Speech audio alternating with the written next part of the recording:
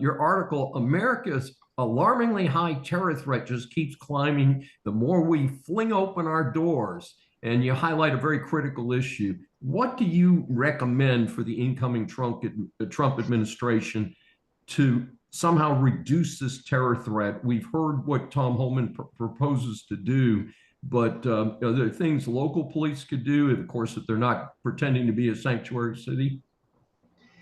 Well, this is one of the easier questions to answer because we simply need to flip back through the pages of time to about January 10th, 2020, and simply reinstate the policies that were working in that period to control the flow over the border. Now, I don't think there's ever been a time in the last century when the U.S. Mexican border, let alone the U.S. Canada border, was 100% sealed. Not a squirrel could get through.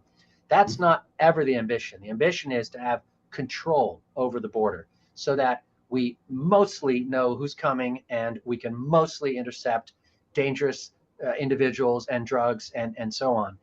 And in the last 4 years, it has been possible for criminals and terrorists to come in amidst the millions of people that are being paroled or released at the border. And you just have to do some basic math. It's not a question of every person coming to the United States being a criminal or a terrorist. Of course, that's not statistically likely. That's not the case. But if you look at the murder rate in the United States, it's about 5 in 100,000. In some countries, it's much higher. In Mexico, it's, I think, 25 in 100,000. So let's just take that as a baseline. If you have 100,000 people coming in, then it's conceivable 25 of them have criminal records for murder, right? Or will commit murder. And that within a given population of 1 million people in the United States, a certain percentage of them will have criminal records for everything from theft to assault to rape to murder. And the question is, who are those people? And in our normal immigrant visa system, where you're interviewing at a consulate overseas, I've probably done, I don't know, 50,000 of those in my career. Immigrant and non-immigrant tourist visas. For the immigrants, the ones who are coming permanently, they have to submit a police clearance from their home country. They have to submit a medical check. Now, could they lie? Could they? Yeah, they could. But it's much, much harder. They at least have to go to their local police and obtain some kind of document.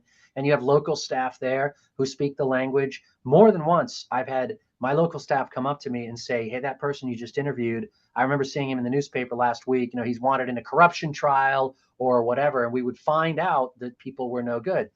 When they show up at the southern border, they are currently, and I hope this is put to a stop pretty soon, they are simply processed, meaning they take their fingerprints, ask them their name, say, show us your documents. They all very often say, oh, I don't have any documents because I threw them in the river on the way over. You go down there to the border, you will see piles of documents. They try to clean them up because it's embarrassing, but I picked up like a whole handful. I picked up residency cards from Peru, Turkey, all over the world that people had just dropped, including refugee cards from other countries where they were already given refugee status.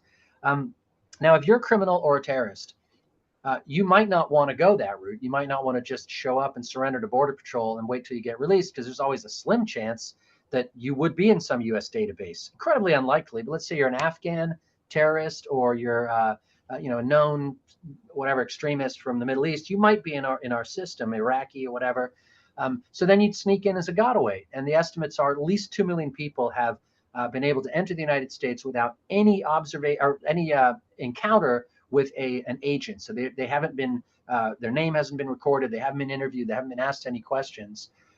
So you have to extrapolate. If we're catching, it's over a couple hundred, I think, at this point, people who were actually either surrendered to or caught by Border Patrol and found to have some kind of terrorist record in our watch list database, you have to assume that some of them came in and didn't surrender or get caught by Border Patrol. They're among those 2 million that got in.